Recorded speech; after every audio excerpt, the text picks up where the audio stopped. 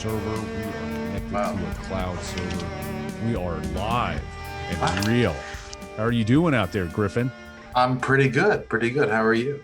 I'm doing really good, but I got to tell you, this post-election turmoil is ridiculous. It's just nonsense, man. Yeah. Yeah, that's for sure. Yeah. What do you think about all this? You know, on one hand, voter turnout numbers that we know of right now are like from 64 to 72% of registered voters turned out in this election. And that's awfully high. That's really, really high. And now, granted, that's a good thing, right? That we should want everyone to vote in the democratic system. Some countries have mandatory voting, like Belgium, but we're Yeah, not it should anywhere be. near that. I would hope that it was like 80% or 90%, and that Well, more people were registered. But still, that is remarkably high for a U.S. election. Yeah, Like it's improving. That's a massive statistical anomaly, frankly.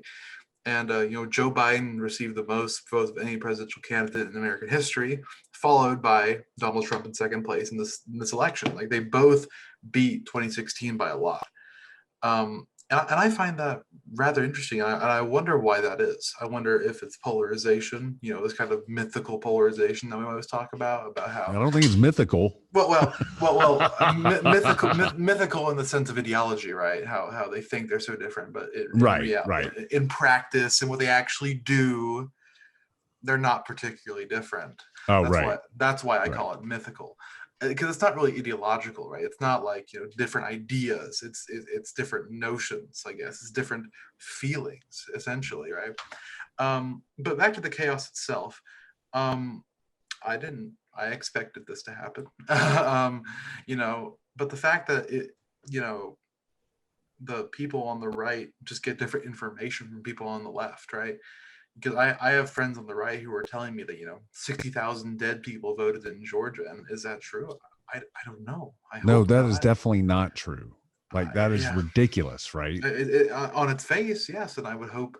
But you're smart enough. That's not true. You should be able to just call them out on that at face value and say that's absolutely ridiculous. This election was certified, and I mean, you should be able to call them out on that. Well, then again, the liberal kind of thing about how the Russians stole the election for Hillary is equally as ridiculous. So we kind of get the both sides there of people who explain their losses via some other force rather than their own incompetence, right? I mean, I think that's a valid point, but you did have about 50 factors acting in concert for Donald Trump to be president, right? Sure. And I think the biggest one that was that Hillary turned off a lot of voters and that turnout was lower than it was for Obama. So you had a lot of people that just stayed at home. Yep. And I think nobody hurt Hillary worse than Hillary, and nobody hurt the Democratic Party worse than the Democratic Party hurt themselves. But they had a lot of help. Yes. Like this election came down to like the last election, her election came down to like 68,000 votes or something. Right. And this is way thinner. This one came down to like even a crazier small amount. But this time nobody was asleep, right? No. Last time a lot of people were asleep, and I think Trump caught everybody asleep. This time he woke up more of his base. He got but more also votes. And then he unified a bunch of other causes, right? But so the turnout stuff is great, but I think the treasonous activity that's happened since the election is just ridiculous, and it's that misinformation that you're talking about, and this trying to rip down the institution that we call democracy in this country itself. Like, literally, you're attacking it, saying that it was fraudulent, and that the FBI is fraudulent, and that your own judges and your own people is a giant conspiracy against you. Well, okay. I mean, that's ridiculous. On its face, indeed. Well, I mean, on its face, on its butt, on its hands, on its DNA, on all of it. I mean, it's just insane. I mean, I agree, but I also think that some of the concerns that people bring up when they talk about like the deep state, right, are actually genuine concerns being taken in the wrong direction. This idea that unelected people have way too much power over our policies, right? I think is not a bad concept to talk about. It's something that we don't really talk about, right? I mean, the fact that our foreign policy decisions are basically made by people who work in the State Department who are unappointed, right? Like that should concern you. And this whole like the high idea of a deep state, basically the state like doing what it wants to do without like executive interference is a thing. It's a thing in every system, right? That's how they continue to operate, right? Because I think Trump had lots of trouble filling up all his cabinet positions and I'll be like below cabinet positions, right? And if we didn't have this, deep state as it's known, then the state wouldn't actually function, right? Um, so what I'm saying is you're right, absolutely, that this idea, I don't think there's some big government conspiracy to undermine Trump. I don't think that Trump is going to awaken the Q stuff right now. Obviously not that, right? But I do think that there's something to be addressed in regards to like the government institutions themselves having agendas at times. And I don't think that's unreasonable to say or to think about. True, but I mean, this election was certified, yes. and the guy that was a Trump appointee that was in charge of making sure that it was secure said it's the safest election that's ever happened, and he got fired for saying that. I mean, it's as treasonous and as destructive as it could possibly be, and the thing that drives me the most nuts out of all of it is Rudy Giuliani. I knew that one would get you. I was watching the news and I was thinking about you. Yeah. Well, I mean, look, come on, man. So let's just call this out for what it is, right? It is treason. He's a treasonous bastard, and this isn't the first time that he's had treasonous behavior. And so, here's a mayor of New York that is really unpopular, and he's shipping the homeless to New Jersey. And did he do that? Absolutely. So they bust the homeless to New Jersey. He was hugely unpopular. He's a scumbag in his personal life. His wife's diagnosed with cancer, and he gets in a giant fight with her about his girlfriend, and she kicks him out of the mayor's house to go live with his girlfriend while she's trying to fight cancer. So I mean, he's a dick on multiple fronts. And then we have, didn't some other politician do that? Did they like Newt Gingrich? No, I know. So, but still, like, I'm just giving some background, sure, because what happened shortly after that is some towers got brought down by some very destructive, bad people. 9/11 happens.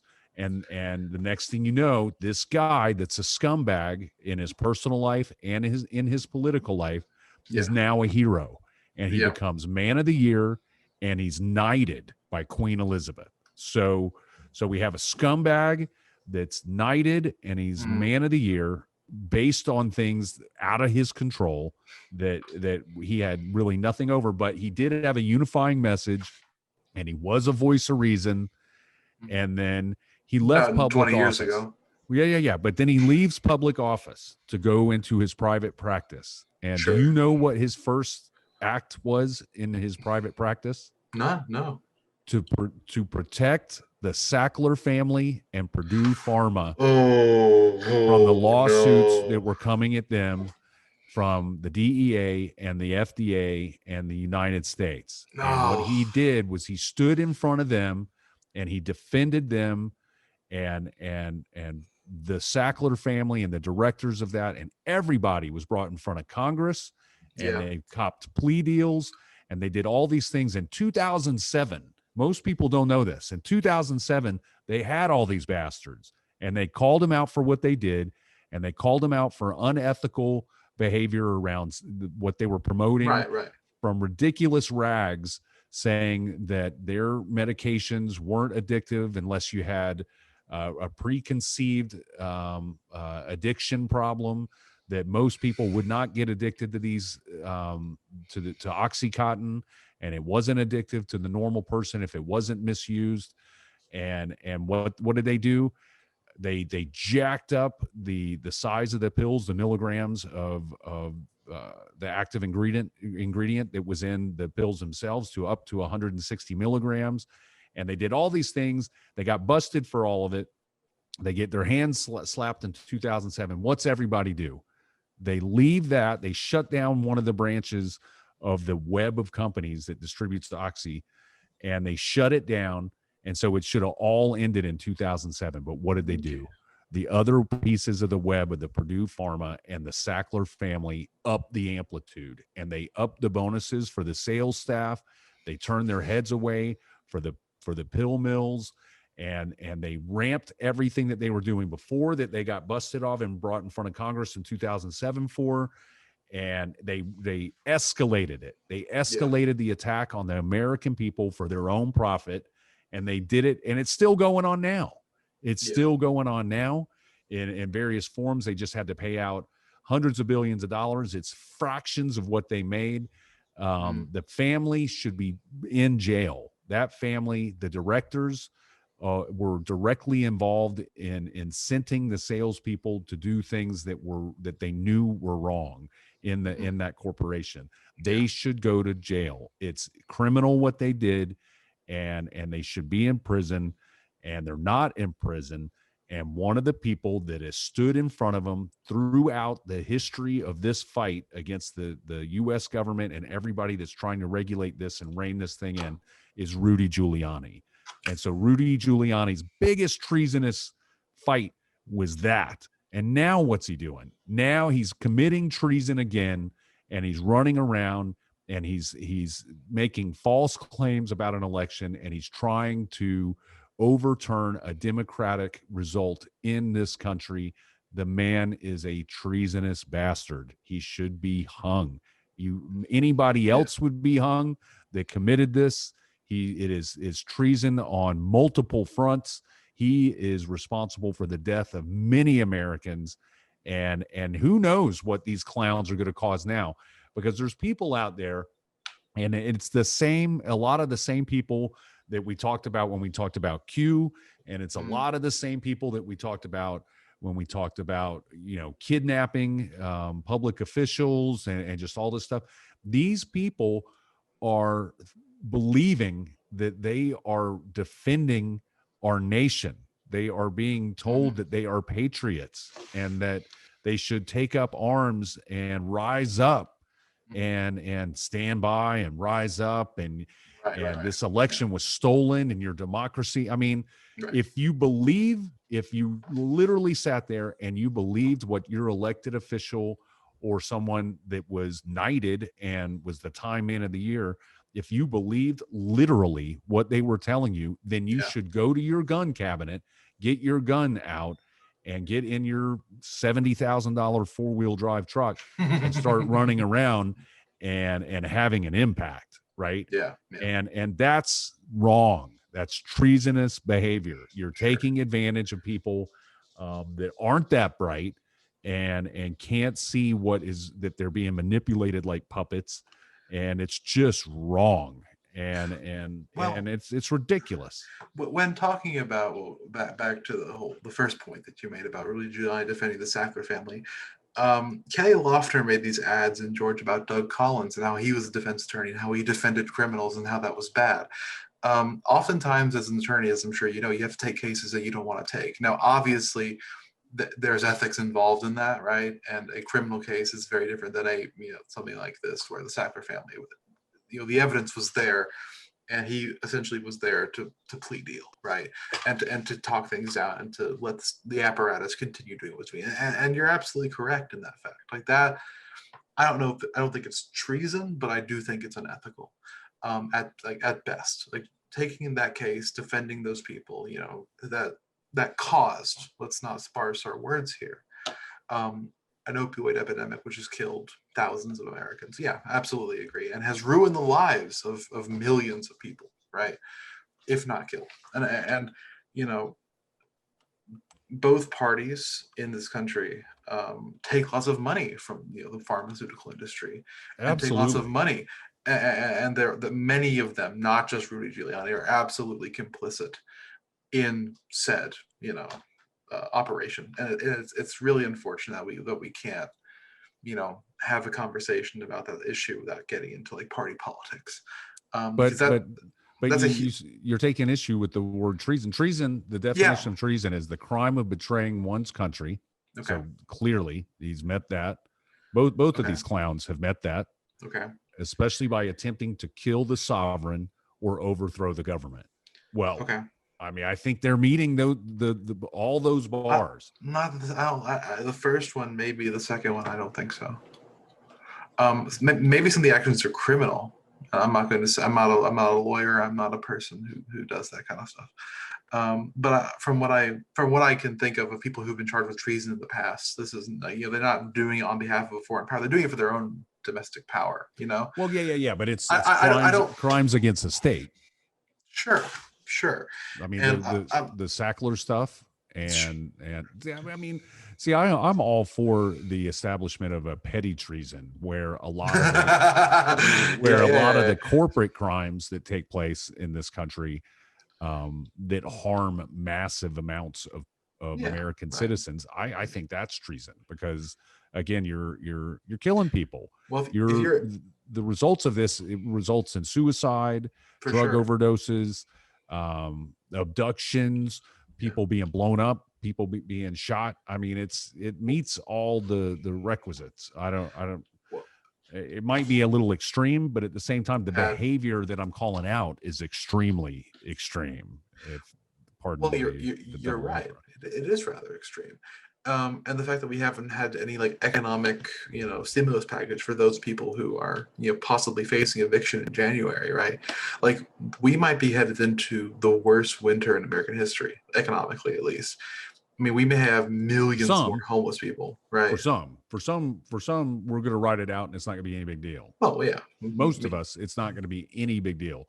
Right. For some of us, it's going to be the most horrific thing that they've ever been through, and it's a lot of people that have never been exposed to this before. Right. It's going to be a larger swath of people that than have ever been shown. I think like, January is going to be horrific. Yeah, I think like 30 to 40% of American renters may face eviction or eviction proceedings beginning in January, and that number should scare anyone who has a heart, or anyone who cares about the economy, for God's sake, should be scared about that number. Because if you don't have a home, you can't really work. I mean, there's going to be so many effects of that, and on one hand, I don't know who to blame for the lack of a stimulus package. I think there's lots of people to blame for lack of stimulus package.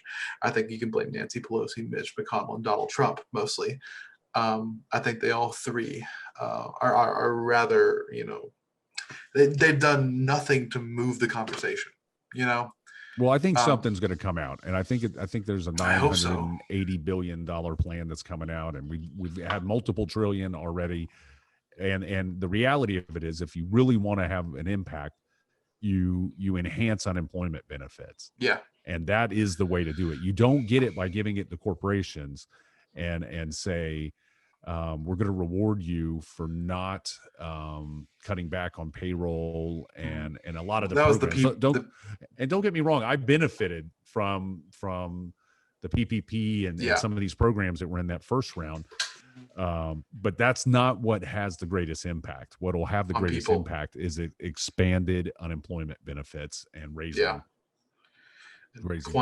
quantitative easing on the economy as well. I agree, and I think it's kind of the Keynesian logic, right? You have to spend money to make the economy better to then, get back growth, right? But the Republican Party, from my perspective, and even the corporate wing of the Democratic Party, seem to be like such free market fanatics that they don't like that idea very much, and they don't seem to do it very well. Like you said with the PPP, that didn't seem well executed to me. It seemed like it went to a lot of people who didn't really particularly need it. Absolutely. I said, I benefited from it, and we took care of our employees, and we did all kinds of things, but it was the bigger ones, the way bigger people who benefited from it. And I tell you, you gotta pay the people. And you look at what's going on in Germany. Germany said, hey, we're closing the bars down, and we're closing the gyms down, and we're going to pay all those people, and we're going to leave our schools open, right? And then everything else should get slowly better, and we'll monitor everything else. And there's no giant lockdowns, but no bars, no restaurants, no gyms. But we pay those people, right? Right. And man, that dodges so many bullets. That will dodge for sure. so many bullets. Oh, and by the way, wear a mask. So wear a mask and close that stuff down, and it helps you with the numbers. If you don't do any of that and decide that you're going to leave everything open, you get what we're heading into, and it's pretty nasty. I Well, mean, in regards to it's really coronavirus numbers nasty. and economically, right? The whole logic of people who are against lockdowns was because of the economy, and frankly, like I said, I respect that logic. I think that's fair enough. But yeah, you have to find a way to preserve the economy, preserve jobs, but also take care of the health problem. But it's And we balance, and right? I we've mean, managed to do neither. yeah. Well, so I was just about to say, it's balance. It's We- not rocket science. You don't have to do lockdowns if everybody acts responsibly. And if yeah, nobody acts responsibly and you have no responsible government policy, then you're going to end up with lockdowns. yeah, And yeah. it's going to hurt the economy. Like the best way to help the economy is locking a couple of things down, making people wear masks. Well, I mean, and you shouldn't have to make people wear masks. The way that this whole thing has Mhm. gotten politicized and really almost you're like you're not masculine or something if you wear a mask, and like how this has been done in this country, and it's just insane. I mean, it's Mhm. just like you want your surgeon wearing a mask, man. You don't want Yeah, his spittle yeah, flying around in your chest cavity yeah, when he's doing heart surgery on you. And it's the same for sure, concept, right? for Like sure. it's not, and it's just like, just a little bit of responsibility will stop it from happening. And yeah, I mean, I'm with a lot of people as far as like liberty and just all these things. The government shouldn't have to tell you to wear a mask. It's basic science, and everybody should just do it. And you know what? Like, I was arguing with the guy the other day, and it's not like What a surprise! well, see, it's not like I just Shocking. want to walk around and argue with people, but I'm just telling you, his point was that 40% of the people, let's just say half the people that have died from coronavirus were in old folks' homes. Yeah, So very unfortunate, but still, that's a big number. the And huge number. then if you take the obese and pre-existing conditions, that eats up another big chunk of it, Right, right? right. And I just don't think that that's a pass for the rest of us, right? Like I don't think there's anybody in my family that has great risk if they get COVID, right? Right, Like right. I mean, I don't think so. I got a 18-year-old daughter that's healthy, a 15-year-old son that's healthy. Yep. My wife's 50, she's healthy. And then, I'm a fat old guy, but I still run and work out and stuff. I think I Yeah, got a decent shot against it, yeah. right? You're right. But there's this thing of being a transport, right? Like being the mechanism. I'm the guy that's going to allow it to move around and spread, right? I'm going to be a Right. part of that system, right? Virus doesn't have legs, doesn't have a bus pass, doesn't have a convertible Maserati to, Yep. virus doesn't have any of that, right? It Right. It's got you. needs transportation, and it Right. needs people to connect the dots for them. And even though we are not at risk, we have been locked down. We Yeah. wear masks. We give each other grief when we feel that somebody else in the family is not holding the bubble the way that they should, and things like that. Mm. And we police each other, and we're very responsible. And again, it's not out of self-preservation. It's that we don't want to be a part of the system that's killing all these other people. And Right. that to me is common sense. I Well, mean, this is the argument we were having the other day. I understand your logic, and I commend you. However, there are people. My dad can't stop working. My mom works from home, but my dad can't stop working. He has. Absolutely, he can't stop working. I don't want him to stop working. Well, I know you don't, especially you don't. No. But I mean, but what did I just say? That Yeah. I'm still working. Right. I didn't say Well, anything about any business. well, right. I know, but it's people. Your dad People wears a have. mask. Yeah, he does. People have to keep going. People have to push through this and keep going. And for some, you know, this is people don't really talk about this angle of it. Like, what about the mental health angle of COVID? Right? People not being able to see their friends. And I don't care. I'll play Hearts of Iron 4 with my friends online and be perfectly fine. Right? I'm not a big party person. I don't need to go outside and be in person with my friends. Doesn't matter to me. But my sisters are social people. They need to go outside and be with people and kind of have that But you more can. You can. You can put a mask on, or you can go to places that are well ventilated. Yeah. And or keep it small. That's what I would do. No, but you can go to places that are well ventilated, whether it's outdoors or a place inside that has tremendous ventilation with the windows open and a lot of heat and blowing stuff around. Yeah. So everybody's okay, but you get a ton of ventilation and not people stacked up on top of each other. And when they do get within, 10 feet of each other, they throw masks on, but you can talk loud.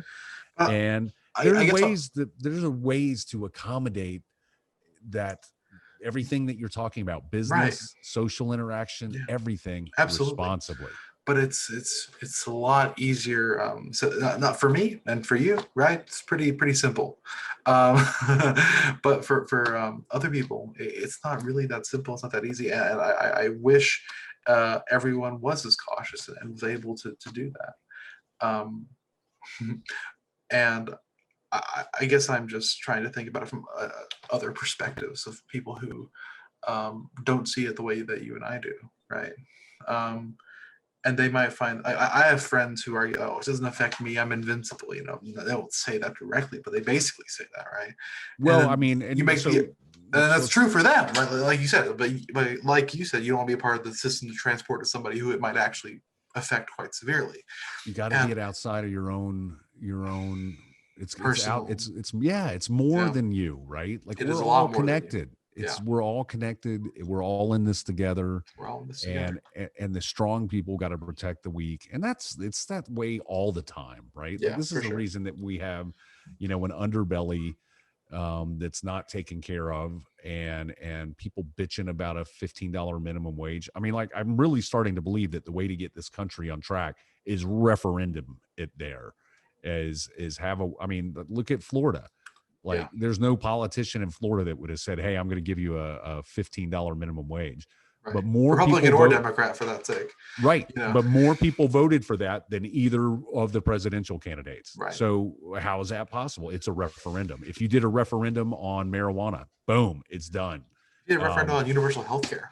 Boom, it's done. I mean, right? Like, and we have a bunch of politicians and lobbyists that are standing in our way that won't give the people what they want. What is that called? Sure. That's treasonous, dude. That's treasonous behavior. I don't know if it's. I think you're being a tad liberal with your use of the word treason tonight, but fair enough. That's not the word I would use for it. But there's an interesting thing, like even with you're starting to hear chatter about side effects of the virus, you're starting to hear these rumblings, right?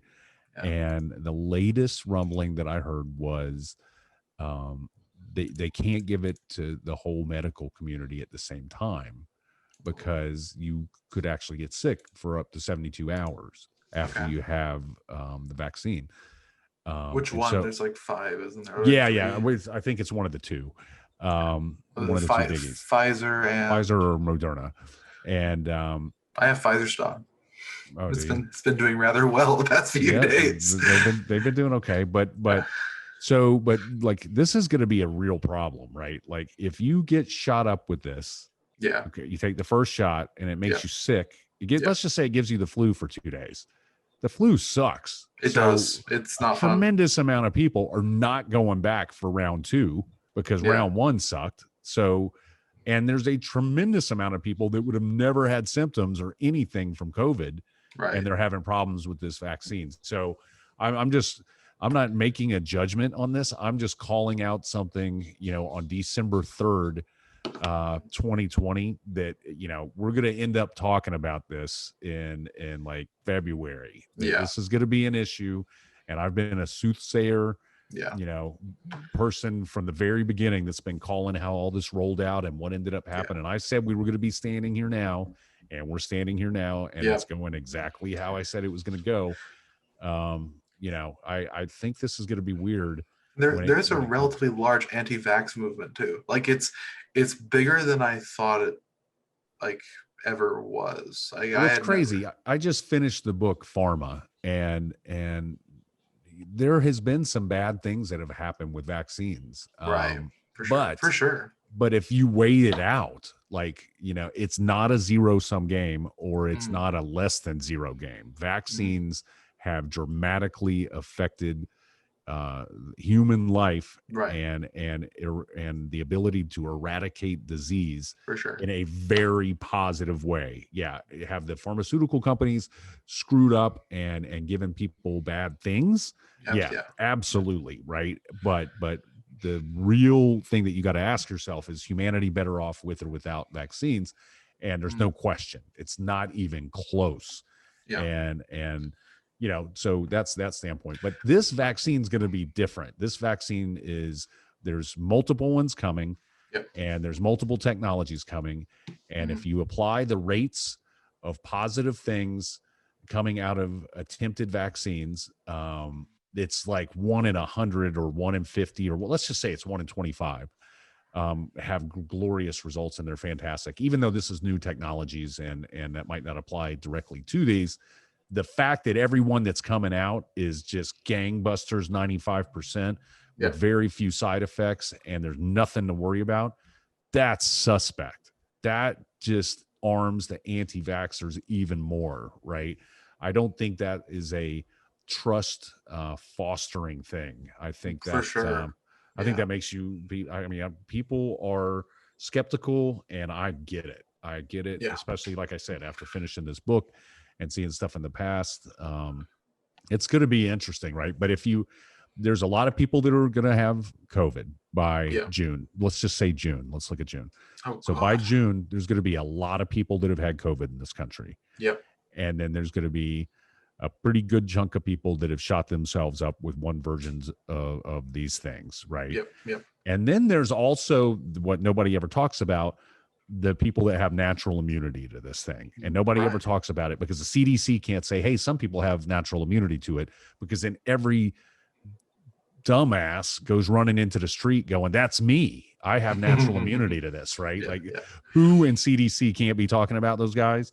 But there are people that have a natural immunity to this version of the coronavirus for whatever reason, right? So between those three things, I think you end up with that transport mechanism, like we were talking about earlier, having enough disruption in the hops to where you start having an impact on its ability to travel around and do what it is. I think you're going to have COVID stuff going on in the background for a long time to come. And if you look at the history of viruses on this planet, there's no real virus that's gone on for more than 18 to 24 months. They usually just fade out, and that was without vaccines.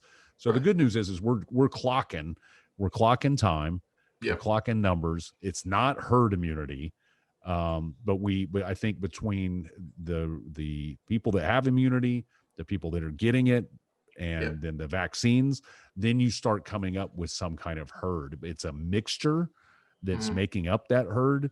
And we might get somewhere. But I tell you, man, the vaccine that makes you sick for 3 days sounds rather unpleasant. I mean, that to me, that gets tough to go sign up for it when most of the people that get COVID are asymptomatic. Right. I mean, that's a tough. If I could switch gears for a second, did you hear about the assassination of that Iranian nuclear scientist? I did, man. You talk about changing gears, man. But we're down to our last 1 to 6, like 10 minutes. We're going 1 to 6 right now. Yeah, but we gotta talk about it because we only got like 10 minutes left. Yeah, so it's an important one. It's pretty important. Whoever did it, the U.S. or Israel, let's not, or a group therefore affiliated with them, either of those two. Well, I mean, I think I think you could say it was Israel, and then I think you could say, was America involved? I don't know. Would they have been involved if they were invited? Probably. I mean, the only reason that I don't think we were involved is maybe we weren't invited. But I think it's wrong. I think I agree. I think it's if somebody had done that on an Israeli nuclear scientist, an American nuclear scientist, an American nuclear scientist, right? And we're the only ones that have ever dropped the bomb anywhere. And so, if somebody kills one of our nuclear scientists in Seattle or in DC or in front of the UN building, I don't see how it's different. I don't either. Yeah. I mean, that to me is just absolutely ludicrous. And, I agree. And and plus, and the other thing was, we're going to get back into Biden won the Iran. election. Yeah. One of the few things that's different between these two clowns is one would want to be in that agreement and one doesn't want to be in that agreement. Right. And we were on our way back into the agreement. I mean, I think that's why they did it, right? I think they did it to destabilize that relationship. Absolutely, to make it much harder to pull off. I agree. And because when you look at game theory, when you look at the games that they've played in negotiations and just everything, the Israeli playbook is masterful. It's masterful. It's genius. It's to be studied. It's to be, as long as you're not killing people in other countries, there's a lot of lessons to be emulated as far as game theory and how to play things out, hopefully in the software world and on some or some board game. But what they've done is very educational from a I don't know, domination and psyche standpoint. But yeah, I think it was really bad. I don't agree with it. Yeah. I don't think it's patriotic. I don't think it makes America stronger, right? Or I think safer. There's a lot of no, it does not make us safer. It absolutely makes everything more destabilized. And to the bigger point, like if you really wanted to play, this kind of game theory out, right? So what if Iran gets nuclear weapons? Why does it matter, right? All the treaties have already been broken. India has them. Pakistan has them. Absolutely. Israel has them. Absolutely. North Korea obviously has them. All these countries are already in violation of that treaty. So that treaty's out the window, right? It's not about enforcement of the treaty. It's about making sure that Israel has this kind of, policy about being the only country in the Middle East with nuclear weapons, right? That's what they want to be. Israel wants to be the only country in the Middle East with nuclear weapons. And Iran, if you're an Iranian policymaker, you probably see that as a threat. Because Israel has proven itself not to be shy of using first strikes. We saw that in 1967 with the Six-Day War. We saw in 1982, and among other times, they bombed Syria and Iraq. They bombed the Iraqi nuclear reactor. Like it's not beyond the pale to say that Iranian policymakers are just thinking, well, they may not want nuclear weapons. They may just want to make nuclear power, and it's so great. But if they want nuclear weapons, it's not an illogical desire, right? And North Korea is the same way, right?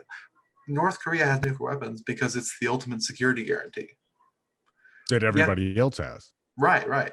It's this idea that you can't attack me because I have this bomb. Like everyone wants that kind of security, right? I'm frankly surprised more countries don't have nuclear weapons than they do.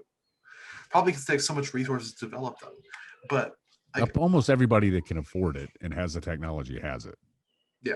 I mean, whether it's in the open or not, right, is a different question. But sure, right.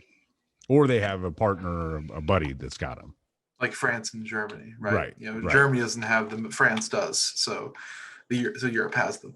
And frankly, I don't think it's a bad thing. It's one of the biggest preventers of conventional war. It's probably the biggest preventer of a conventional war. Why didn't the Cold War go out into a full-out conventional war? Because both sides had nuclear weapons enough to destroy the entire world. And frankly, 7 times. Yeah, right. Yeah. And actually, here's a fun fact. Not really a fun fact, but a fact. I knew it wasn't going to be fun. It's never fun to talk about nuclear weapons. Yeah. Saudi Arabia has a nuclear sharing program with Pakistan. So they have access to Pakistani nuclear weapons. That's what I was saying about you don't have to have them. You just have to have a buddy that has them. Right. So and the whole thing where the Saudis are and this is a whole episode. Yeah. But where the Saudis are somehow better than Iran, I don't get that, right? I just don't get that. But in this country, what I just said was treasonous.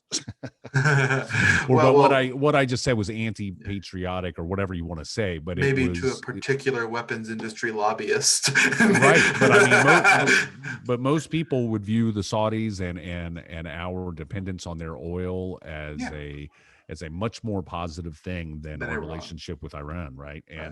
And we have a history with Iran that pretty long history. Oh my God, the extremist group in Iran that's yelling to burn flags and have people's heads. They have past reasons and things that we did inside their borders, supporting a coup and a brutal dictator for 40 years. Yeah. But again, that's a minority in that country, just as the QAnon people or the people trying to kidnap governors and just all that stuff are a minority in this country. They're a minority in that country. For Most sure. of that country is moderate, educated, and they don't support this women can't drive and insane religious law and things like that. I mean, they support a moderate agenda, right? Unfortunately, some extremists got hold of the power mechanism. But hey, we just came out of that ourselves. Yeah, We just got out of 4 years of that ourselves. But not nearly as severe. no, and now we're down to like under 5 minutes in past, like we're getting ready to dial it down. But one thing that I will say is that and I want it on record December 3rd, is that the cabinet that Biden's putting in place has some war hawks on it. It's pretty bad. Yeah, it's right. And it's it's bad. got people inclined to take us to war. And the first time that we drop a bomb and we declare war on somebody, I'm going to regret my vote and know that I should have voted for Donald J. Trump, because he had the lowest body count. And we've discussed this in the past. Other than the COVID deaths that his stupid policies caused, he had the lowest body count as any president. I hate being right, man. And I told you exactly this cabinet is loaded with corporate lobbyists and war hawks. And so we'll see. Maybe I'm wrong, and maybe everybody's going to come in and they're going to be good. They could come in and be good for 4 years or be good for 8 years. We just came out of a traumatic 4 years. And with the crescendo of that traumatic 4 years was this horrific 2020. And it's looking like the first half of 2021 isn't going to be a basket either. And, hopefully everybody will be on their best behavior and try to put America on a better foot. But I'm just saying, I got the same feeling with Obama, where I thought we were voting for change and I thought we were going to get something different. And then Geithner showed up and Summers showed up. And I'm like, holy God, it's the same show. And there is no hope. And here we go, right? And it was, man. They gave $2 trillion to a bunch of guys that ran off, and we're not sure really where it went. That's just not good. Okay, we need to wrap it up. Yeah, I do feel like this show could go on forever, because it's been a very strange little period since we got together for the election. But for sure. It'll be strange. That's the one thing I can guarantee. It'll be strange for our next episode. So as always, thanks listeners for listening, all 7 of you, and Griffin. It's fantastic to sync up with you, and I thank everybody that thinks it's great to listen to Griffin and I syncing up. So thank you very much, and Patriots United. We'll see you next time. Thanks, everybody.